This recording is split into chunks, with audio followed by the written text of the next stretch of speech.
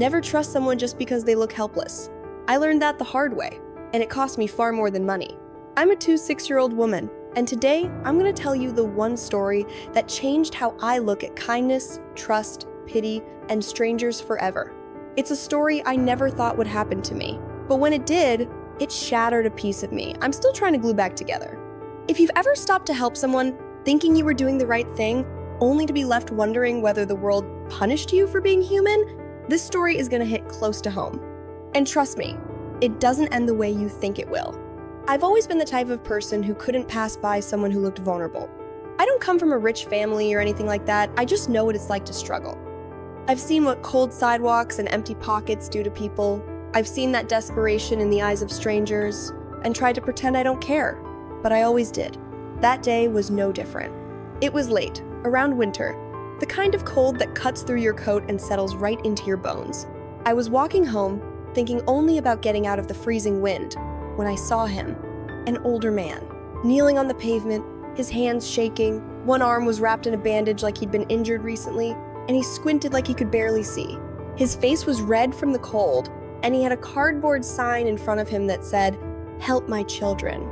I've seen homeless people before, but something about him stopped me. Maybe it was the way he looked like he'd finally run out of strength. Maybe it was because tears were actually running down his face. I can't explain it. My heart just reacted before my brain did. I walked up to him and asked softly, "What happened to you?" His lips trembled.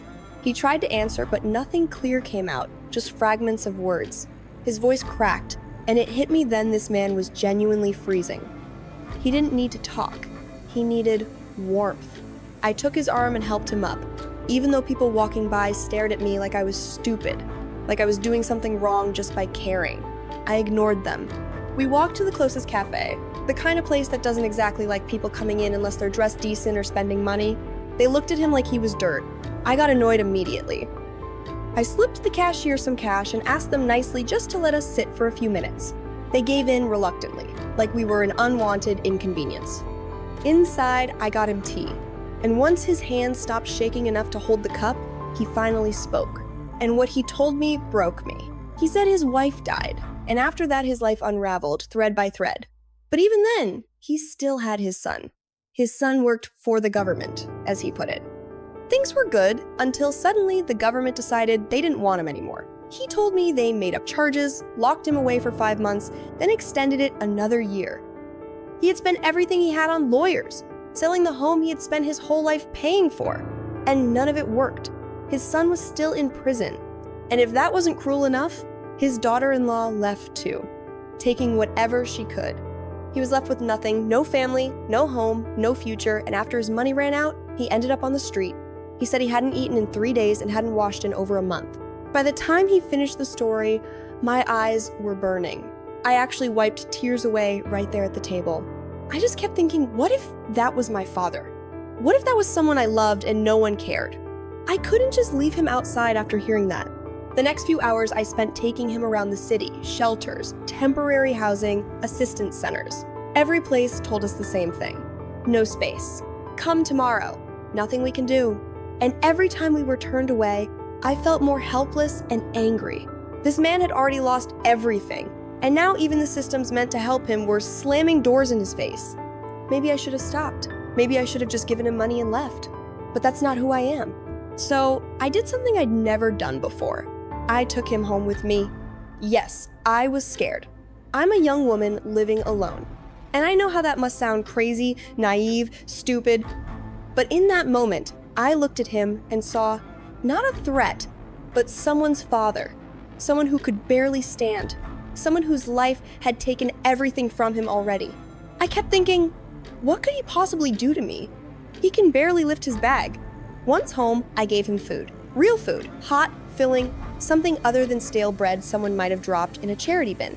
I ran the shower for him and gave him clean clothes, old things that belonged to my ex. The change in him was immediate.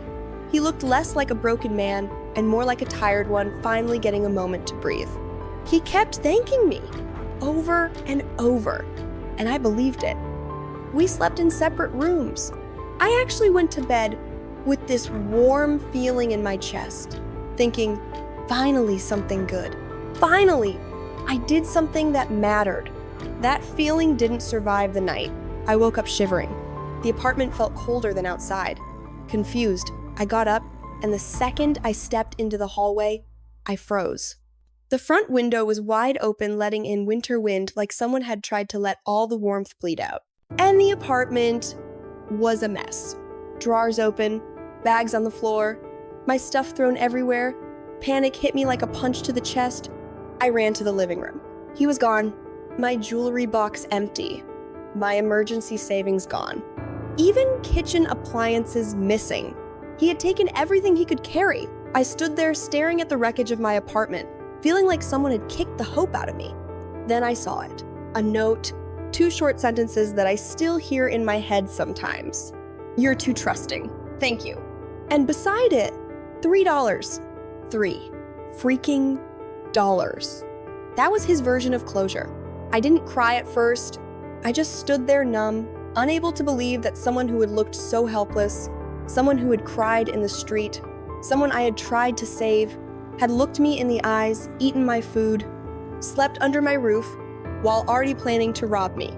Later, the anger came, the betrayal, the embarrassment, the cold reality that I had put myself in danger and been rewarded with a slap to the face. People ask why I didn't call the police. What was I supposed to tell them?